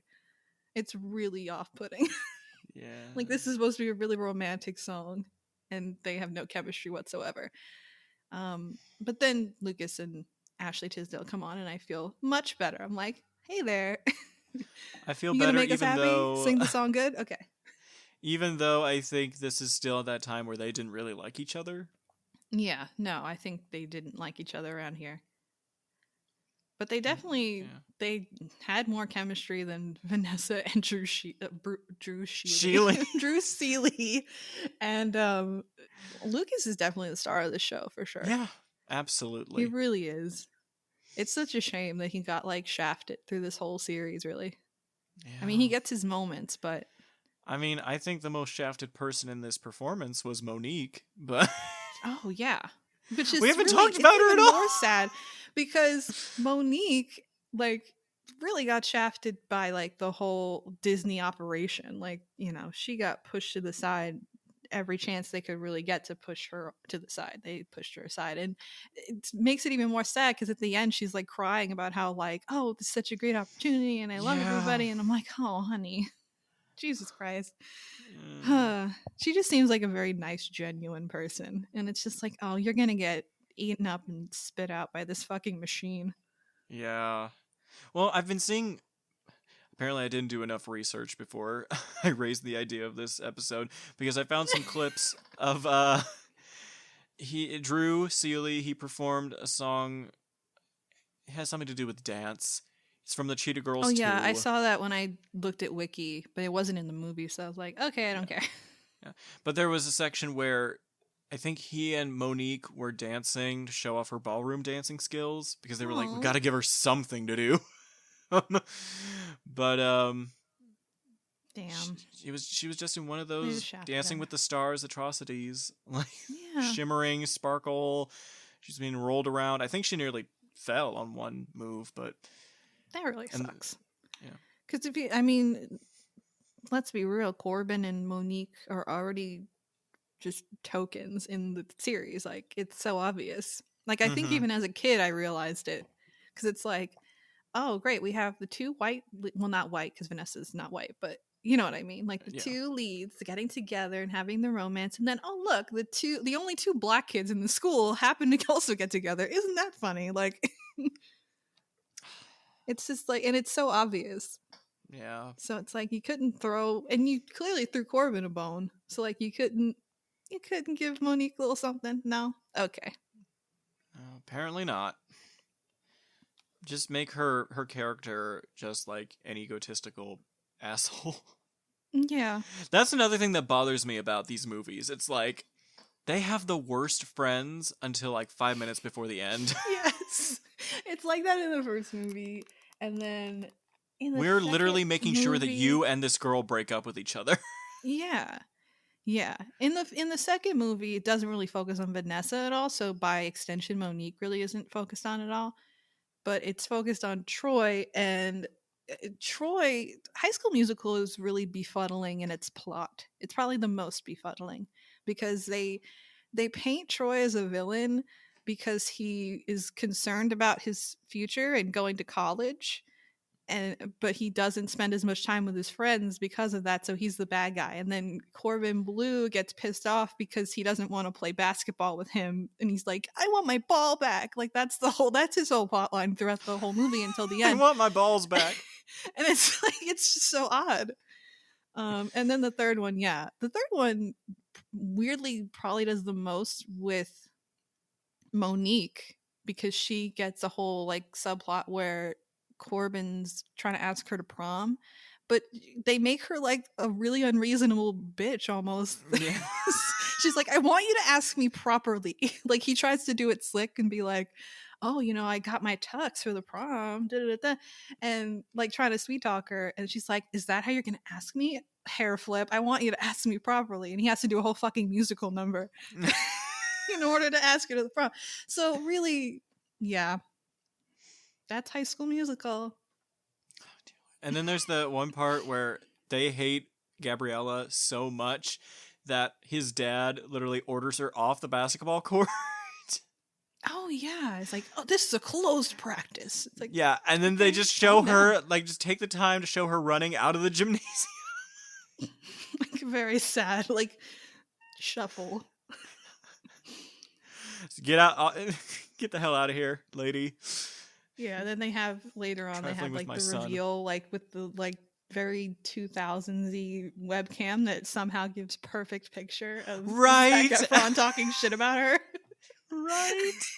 It was so bad. And like those little details, that's why I like rewatching DComs as an adult. We've done a few DComs on Shoot the Flick, and it's because like as a kid certain things happen and you don't even register them as being weird or not making any sense, and then when you watch it as an adult you're like, I don't know how that got past me. Like, that doesn't make any sense. Yeah, Jesus Christ, I don't think there's many more that I could watch again. Yeah, that's basically my husband's thought. He's like, I'm not doing this ever again with you. I'm never watching High School Musical again. Oh my god. And I'm like, oh, you never know. You never know. You never know. But right. I made him watch fucking Life Size. I have some power. I made him watch the Tyra Banks Disney Channel movie. I can do anything. Schmizing the hell out of the scenery. Oh gosh. Okay. But yeah, between what I've been looking for and I think not long after that is Bop to the Top, where Ashley Tisdale and Lucas Grabeel performed together. Yeah, by reports they weren't really friends at this time, but they definitely perform well together. Yeah. They're experienced enough to where they're like, we can put it aside for the kids. Oh my god, but yeah, it's like back to what we were saying before about like the little children that they were performing for. Like it's for Bop to the Top, they're like thrusting and stuff, and then Lucas leads a dance party or something with the audience, and then within like 10 seconds of doing that, he sings the line about wiping away your inhibitions, and it's like it's like, oh no. It sounds so weird in this context. Yes, it does. It's like, oh man, I don't know if high school. I mean, I guess that happens like with everything, where you make things for maybe a slightly older child For audience, and then younger families. kids just watch it. Yeah, so maybe it wasn't intended for little children, but it just happened to appeal to little children, at least some of them. Yeah. But having like those cuts to the audience made me double check myself. I'm like, wait, was I too old at 13 for this? I don't know. I'm not Yeah. seeing any teenagers in the audience. Like, I'm getting concerned. No. Yeah. This isn't no NSYNC concert. Yeah, Bob to the Top felt a little icky just based on that context that began with Lucas doing an aside about like, oh, we love to include the children in our dance parties, and then talking about wiping away your inhibitions and thrusting your hips. Jesus. But before that, actually, Vanessa, according to the set list, it says that this was her solo moment. Yes, Vanessa does get her moment, which She is was like we she kind was of to mentioned. open with "Let's Dance," which we didn't get to hear. Yeah. But then in the pastor's cut, the youth pastor's cut, as I called it, Oh no. she performs "Say Okay." Which is like such a boring song. I was like, I was Yeah. bored. I was like on my phone the whole time. Yeah. I just remember it was such a big deal because it had Zac Efron in the music video. Oh, does it? Oh, Yeah, I have to I think look they're at a that up. bowling alley. Ah, I see. Typical date for a chaste teen Yeah. couple. Yeah. I just remember it because of the filter that they put over all of the shots. It was like they were treating this chaste romance in a bowling alley like it was a Celine Dion like power ballad. Oh my And it was just god. this weird like alternative gray green lighting on everything. I was like, this is for Avril Lavigne, not for Vanessa. Oh my god. Or the fucking So Red Hot bad. Chili Peppers. Yeah. My god. I was bummed though that they didn't put Come Back to Me in the movie, because that's like probably I would say her most popular song. Yeah. But that had the most hip swishing. Yeah. That's her go-to move. Her go-to move, and I'm like, don't do that. I know Bob to the Top is coming up next. Don't do that. Yeah. That's what makes it weird. We should have just cut out all the audience shots. Yes, we kids. Because like, I don't know. Clearly whatever crop they were picking from in the Texas audience was just not, it was nothing over 10. Oh my god. At least in like the front rows where you were shooting your camera. Yeah, I'd say 12 at max. Yeah, Yeah. definitely. Jesus. All right, we waxed rhapsodic about Bob to the Top. So then we get to Breaking Free. Which is like one of the best songs from the fucking movie, man, and it's just so sad here. Yeah. They don't even do a key change. I know. Yeah. Very empty. I think he fucked up the words at one point. He like flubbed a line or something. I think so. Like towards the end, Drew. And Yeah. I'm like, dude, you have one job. You have one job. You sang the song like 50 times, probably at least. Like, come on, man. I think the Houston show might have been one of the first, but still. Oh, really? But Let me see. Houston, that would have been 1, 2, 3, 4, 5, 6, 7, 8, 9, 10. That would have been the 10th show. Oh, wow. Yeah. But yeah, to entertain myself, I kind of like came up with this like narrative in my mind that like, you know, Vanessa is silently pining for Zac Efron, and yeah, you know, Drew Seeley's just like pathetically just trying to get with her, even though she's madly in love with Zac Efron. I don't, because otherwise he might be married right mind. now, but I don't know if he's been in love. What? Wait, who? Drew Seeley? Yeah, Drew Seeley. He's probably married, but like he seems like the most like, out of all of them, he seems like the most Christian pastor, like youth pastor guy. Yeah. But he's like the cool one that tries to be hip to like appeal to the But kids. he was doing so much with the pop and lock and jam and break and Oh, not another sound. Oh Word up. God. Yeah. I felt like he was trying to do the most because he knew that he was like no one gave a shit Yeah. about him. So he was just really trying to like push himself out there the most. And I do feel bad kind of, but also like, what did you expect, dude? No one knows you. Yeah. No one knows you, and you're competing with Zac Efron, who now at this point is like the biggest teen heartthrob in the universe. Yeah. I just feel like the one thing missing from this number was her lab coat. Yes, it would have completed the ensemble. Oh yeah, because they have like the like when your computer is idle in the 90s and like the graphics, they had that going in the background. So it set the stage perfectly. You're like, oops, literally. we need to shake the mouse. Yeah. They did that with Ashley's stuff too, where it was just like colorful like shooting stars in the background that like you could pull out from like Microsoft in 1992. It's like, dude, at least show the movie in the background, like Right. at least because that's why we're here, because we like the movie. You can show the movie in the background. I mean, not for their like solo stuff, maybe, I guess, but show her music video, something. Some Don't just, behind the like, scenes shots. yeah, I don't know. something that's not this. If you really want to push it, just make up some dudes that she has fictional crushes on, and then just have those in the background. Oh like God. who was big in 2006? Oh God, I don't know. It's so long ago. Teddy Geiger or something. Oh no. Oh God.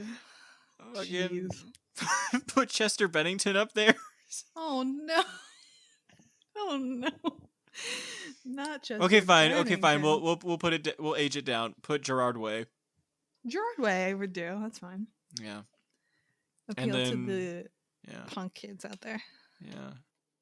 Teenagers scare the living shit out of me. Oh my God. I've been meaning to listen to that for a long time. I heard it the other day in the car, and I was like, yep. Yep, it's a 2006 kind of day. Yeah. And actually, I went ahead and checked two things, actually.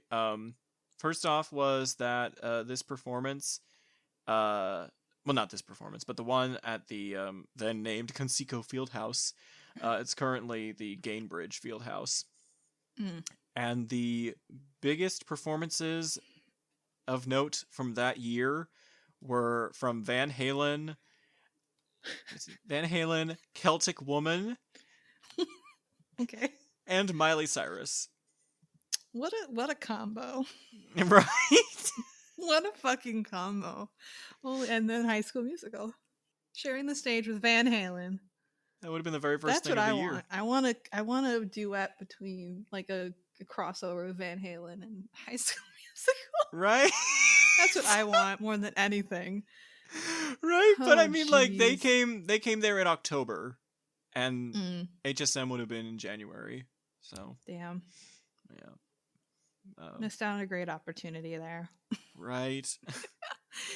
But as we're getting to the end too, just in reference to Drew Seeley, like he doesn't, like, the only aside I feel like he did of note as Drew Seeley, Yes. backstage, he was like, oh, my favorite part of the show is definitely the finale. Since we're getting to there, I figure I'd mention it. Yeah. It's like my favorite part's the finale because, you know, the whole crowd just screaming, going crazy. It gave very like Sally Field, like, you like me, you really like me vibes, and it just made me sad. I'm like, oh, honey, no, like nobody's here for you. Nobody's here to see you. And like Corbin, I know mentioned like how they go out after the show and like meet some of the fans or whatever, and I can just imagine that scenario in my head, like everyone just like gravitating towards like the main cat, like Vanessa, Yeah. Ashley, Corbin, and then like poor Drew Seeley is just like on the side, like, oh well, I'm here too. You can close your eyes and I can sing. It's like Zac Efron's here. What I think happened is that hordes of preteen teenage girls saw Vanessa Hudgens or Ashley Tisdale right next to Drew Seeley, Mm-hmm. and they asked him to hold their phone while they took a picture. Oh my god. That's what I think happened. Mean, that's like out of a movie, but if that scenario actually happened, that would be incredible. Right? Oh god, you can just feel the awkward in the air. Oh my god, Ashley, Vanessa, you guys are like my childhood. Like, you're such a big fan. Oh, hey, dude, could you like hold Yeah, that exactly. for Hey, me? dude, can you do me a favor? Like they But I think would, like, he's their assistant or something. Bro, I was just on stage like an hour ago. Yeah, I'm sure that's very nice, but would you please just... Oh my god. Oh, Lord. Because the thing is, Yeah. like, most of the time when Drew was singing as Drew and not lip syncing, like, he didn't even sound like in the movie. And I don't know if it's just like because of the craziness of the concert or because like, puberty. Because I know Zach didn't sing in the first movie because like his balls had dropped and like his singing voice was a little lower than they wanted. Yeah. But We're breaking free! I said from the beginning, I didn't really understand that. Like, you could have worked it out. Because, I mean, he can sing, Zac Efron, so you could have fixed it and figured it out. But they just wanted that, like, tween teen boy poppy sound, I guess. But you know what they should have done? They should have had Drew Seeley ghost sing as Zac Efron. Like, they should have put Zac Efron's vocals over Drew Seeley. Yeah. Imagine. That would have been funny. Yeah. That would have been really funny. Oh, like, wait, God. This isn't from High School Musical. You're just some other guy. And meanwhile, it's actually Zac Efron.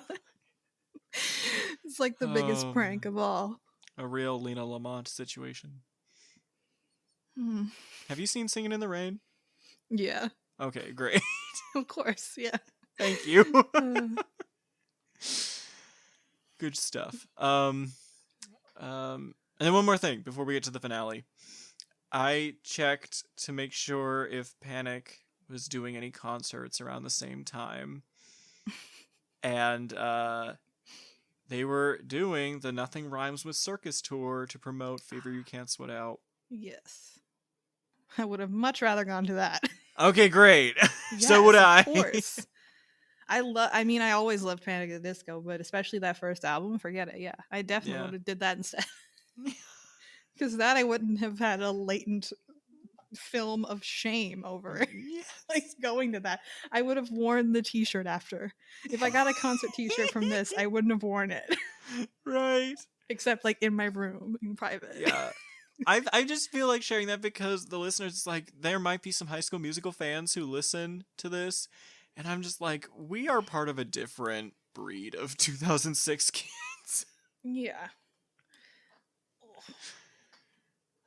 But true. That's a real crossover. That would be fucking. That's like out of a fever dream. Panic with High School Musical. He could have nailed Bet on It. Yeah, but I mean, Bet on It is such like a fucking. You talk about time capsule. Bet on It is like a time capsule to end all time capsules. Like you could never watch a High School Musical anything ever in your life, but you need to experience Bet on It. Like even if you've never watched a High School Musical film and never will, it's okay. Just watch Bet on It. And you will know what 2007-8 was like. Like you'll know.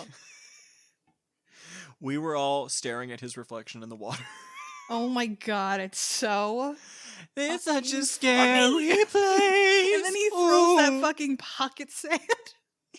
He's so angry. And he's like another move that's a Frankie White exclusive.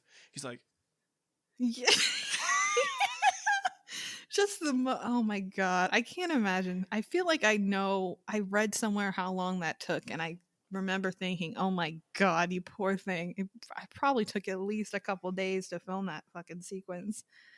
it's just so, and him running through the oversaturated green grass. Yeah. Oh, so good. No, it's perfect. Jesus. One of my favorite High School Musical moments of all time, if not my favorite.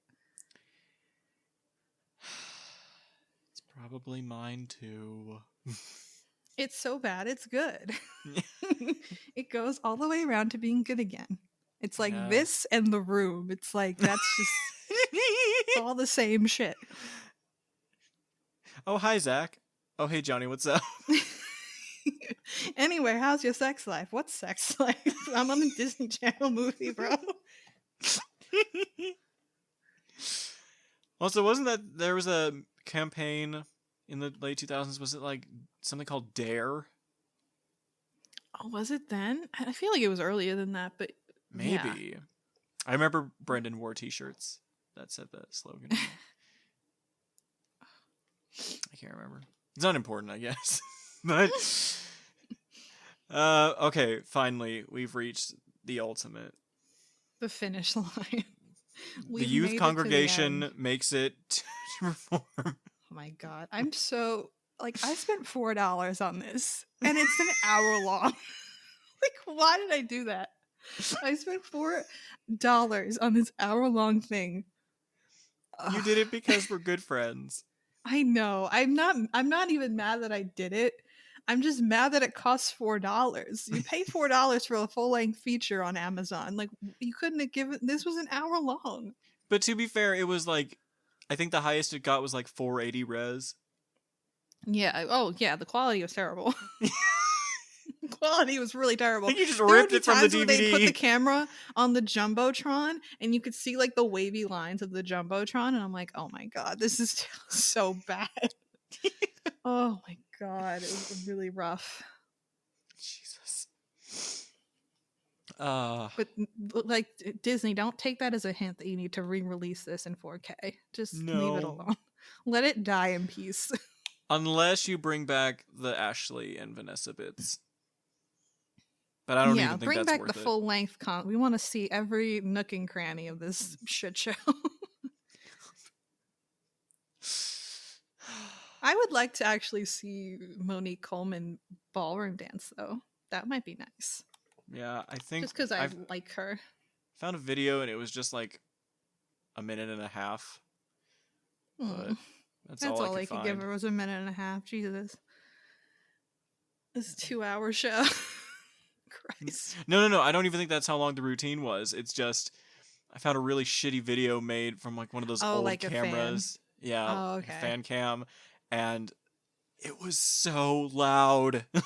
Oh, jeez. Oh, You yeah. remember All what? the tweens. All the tweens were screaming. Well, I mean, like it wasn't even just the screaming. It was just like a really shitty camera that had like compressed audio, and then like, everything was like damn close to pixels. Love that. Do you remember how shit like fan cam shit looked in 2006? Yeah, of course. I went to the God. Glee concert. Yeah. I've had some of those. Oh my god. Glad I can't relate. Yeah, no, you should be. It's Yeah. insane. Yeah. All right. And then is there anything else that we've forgotten? Just when they leave, like the main cast, when they all leave like arm in arm together, Yeah. it seems like they like I don't know, you can't see their faces, but just the way that they're walking, it seems like they're just dead inside. They just don't like they're so sick of each other. And I know this is only the 10th show, according to research, but yeah, it just seems like they're so over it already. Which I could understand. You just spent 2 hours like fake smiling and shit for a bunch of kids. And lip syncing. Mm-hmm. Oh my god. Yeah. But I think that's also what gets me down about this stuff, because I guess from my wheelhouse of expertise, these kids are essentially Mickey Rooney and Judy Garland. Oh, for sure. Yeah. I mean, luckily, most of them have now kind of come out the other side, Yeah. mostly unscathed.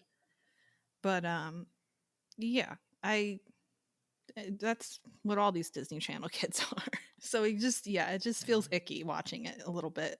Yeah. It's an undercurrent of ick. And also, like, I remember in our Snow White episode, you were talking about, like, surely not enough Disney kids from Walt's day were doing fine compared to today. And I actually thought of a few that actually made it on the other side. Mm. There was Catherine Beaumont, who was the voice of Alice and Wendy. Mm-hmm. She went on to actually become a school teacher for like 30 years. Aw, that seems very Wendy of her. Yeah. Yeah. And I think it was actually a thing of like, she actually talked with Walt and she was like, this is something that I want to pursue. And he was like, well, I guess if you're sure about it, then we'll free you up from your Guess contract I'll or set something. you free. Yeah, kind of. And then there was Annette Funicello, one of the Mouseketeers from the Mickey Mouse Club. She became the most like Stepford Wivesy of the bunch. Yes. Like she had a kid, and I think that's when she like stopped being like a regular actress, recording artist thing. But then she also developed multiple sclerosis in the 80s. So yeah, that was rough for her. And then there was Haley Mills, who was in movies like Pollyanna and The Parent Trap. Yeah, she actually became like a respectable actress. Yeah. And she recalls her experience at the Disney studio as one that was just wonderful and nice, and she loved Walt and stuff. So, well, I guess that's not all bad then. There was a lot of bad, but it's good that some people came out of it okay. Yeah, because for every Catherine Beaumont, there's a Bobby Driscoll. Yeah, indeed. Yeah.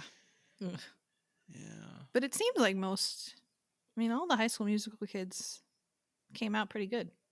I mean, not all of them had like great careers, but yeah, they all came out mostly okay.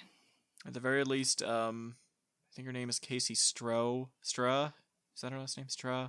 She plays Martha. Oh yeah. Yeah, she's just killing it on TikTok. Yeah. I've seen her on there and I'm like, why do I know who this is? And then I look her up and I'm like, oh, it's the girl from High School Musical. The popping, locking, and jamming and breaking girl. Yeah. With the hippin' and hoppin' and bippin' How and dare boppin'. you do homework and also dance? That doesn't make any sense. How dare you skateboard and also play the cello? That's like half the kids in my orchestra, like when I was in school. I don't understand why we were also offended by the cello. I'll have you know that the cello is a very neutral instrument. Oh my gosh. But yeah. It just makes me think about how I had few prospects as a high school student. I was just in it for the straight dudes. Yeah. Because I had nothing else. Oh man. But yeah. I feel like this is the antithesis of watching High School Musical for nostalgic fun. Like you don't watch this for nostalgic fun. You watch this. I don't even know why you would watch. I can't think of like a distinct reason why you would want to seek this out and watch it. You would watch this to think about how far we've come as a society. As a society.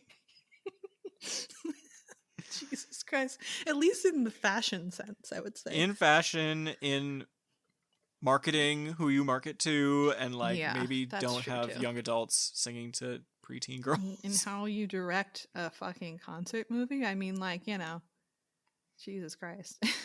Just like any like musician film, like Jesus Christ. Like the fact that Ashley Tisdale's most like insightful line was that she and Vanessa Hudgens had nicknames for each other. Oh, V&A. I was like, is this really what we're doing with our time?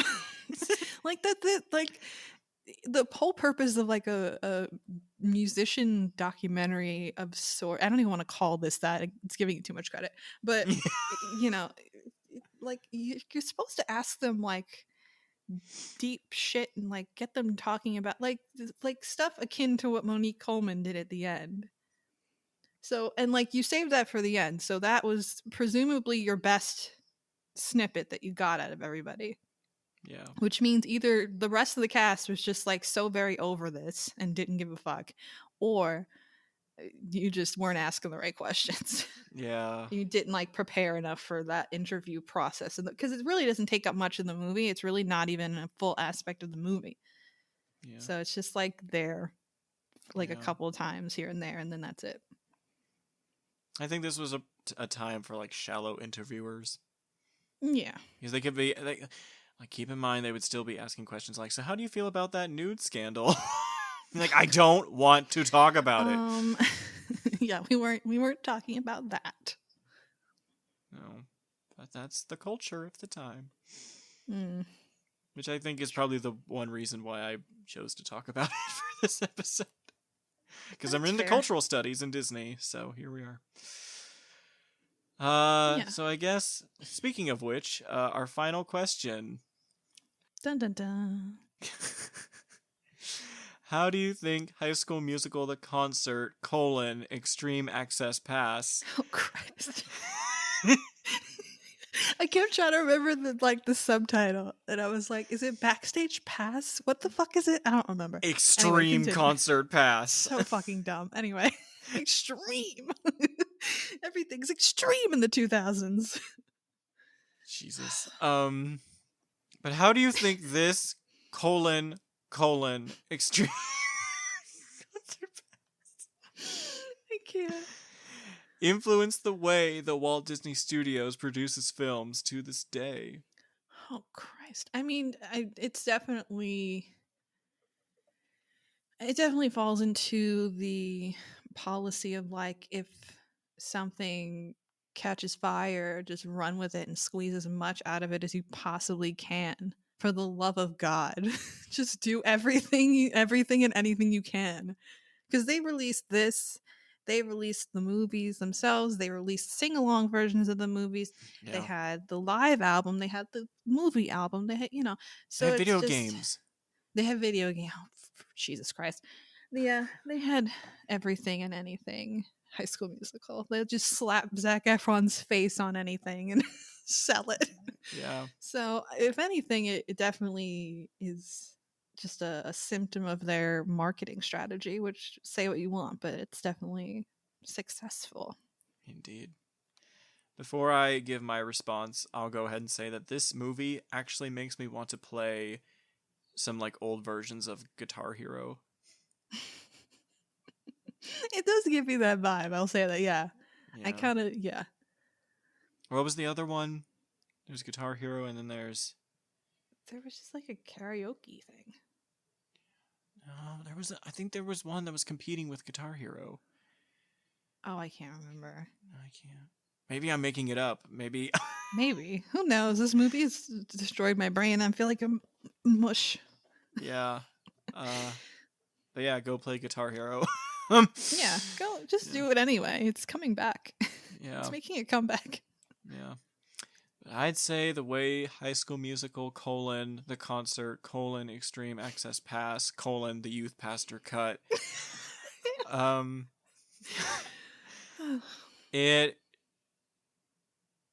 I'd say that this isn't totally true, but I think this is the last time that Disney,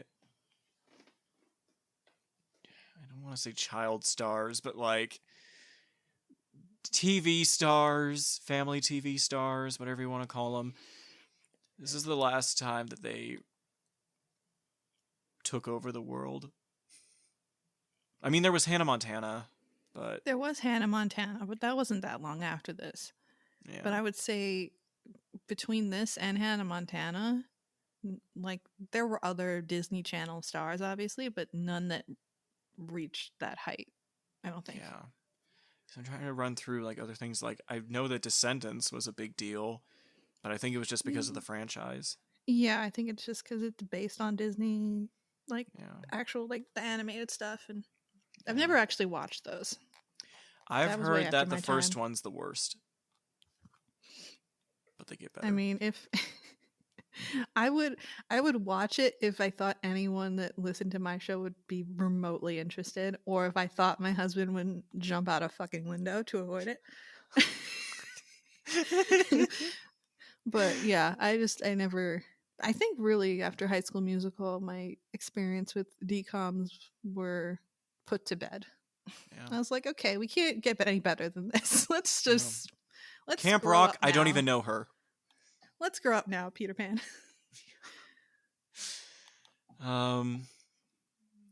Yeah. So that's Disney in 2007.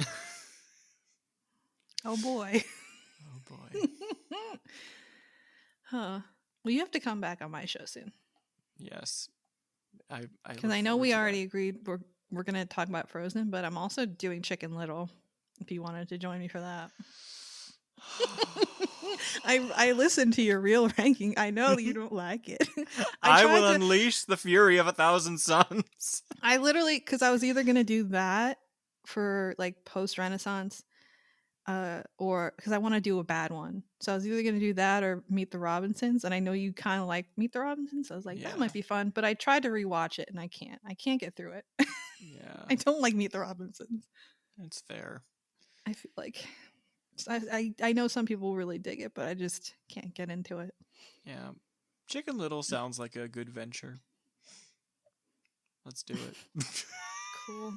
Cool, man. I don't think my husband's even seen it, so it'll be a new experience for him. Oh my god. It'll be us like losing our shit for an hour and my husband just being like, yeah, no, I agree. I agree. This was terrible. I agree, but I love Zach Braff. Scrubs references. That's all my husband will be good for during that episode. Do you really think he'll be like Chicken Little is better than High School Musical? Ooh, that's a great question. We have to ask him that question. Oh Jesus. If you come on, then yeah, we would definitely have to ask him if he likes Chicken Little better than High School Musical. That would be an excellent question to ask. Oh my god. I'm scared. I'll be like, okay, gun to your head. Which one would you watch again? Chicken Little or High School Musical? And it'll be like, kill me. You have an hour and a half left to live. Which are you watching? How do you want to spend it? There's only 2 movies in the whole world. Oh my god. And the Extreme Access Pass could be our wild card. Dude, he's never refused to, like, I'll show him like any random shit and he doesn't care. I mean, he'll care. He'll bitch and moan about it. But when I brought this up, he was like, I'm not watching that with you. I've had enough of High School Musical shit. This one was probably the most reasonable for him to dismiss. That's why I told him I'm not going to make you watch this. I just wanted to watch the Corbin Blue stuff because it was really funny to me. Yeah. But it's always fun coming on here. Yeah. Talking shit about Disney. Yeah. You come out with like the weirdest shit too. You're just like, let's watch the first 10 minutes of Snow White. Okay, let's watch the High School Musical concert film. Didn't know that existed, but okay, sure. Well, I feel like this. I don't want to say this is the only selling point of Disney Reel to Reel, but it's like because of how much I know about Disney, I know where to find the obscure shit. That's what I like. People have totally obscure about. Shit. I enjoy that. Yeah. Yeah. Well, that concludes this chapter on Disney Reel to Reel. Indeed. If you'd like to check out some Disney film reviews from yours truly and my sometimes not so willing husband, feel free to check us out at Shoot the Flick, wherever pods are casted. We come out with an episode usually every week, and we don't do just Disney movies, we do other movies too. We just show each other different things and make fun of each other for our weird taste in film. Yeah, it's pretty fun. Yeah. And y'all can find us at disneyreeltoreel@gmail.com or on Instagram at disreeltoreelpodcast. We also have a Tumblr page that is still in the works, but just letting y'all in the knows. We really are in the 2000s. Got a Tumblr page. Right. I'm kidding. I kid. I know. I just wonder, like, keeping up with the OG content trend, it's like, should we do like emo band members in Disney costumes or things like that? That's fun. or like those really shitty like background aesthetics. You remember? Yeah, yeah, yeah. Yeah. I'll have to let Rayleigh know about that. Do you know how to use Photoshop? Oh God.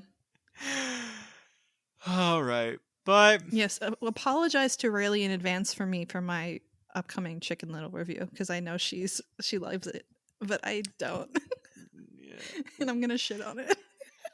you're just making me feel vindicated, so let's go. I'm sorry, Rayleigh. I also was an awkward kid in school. Yeah. Oh man. But until next time, have a magical day, everybody.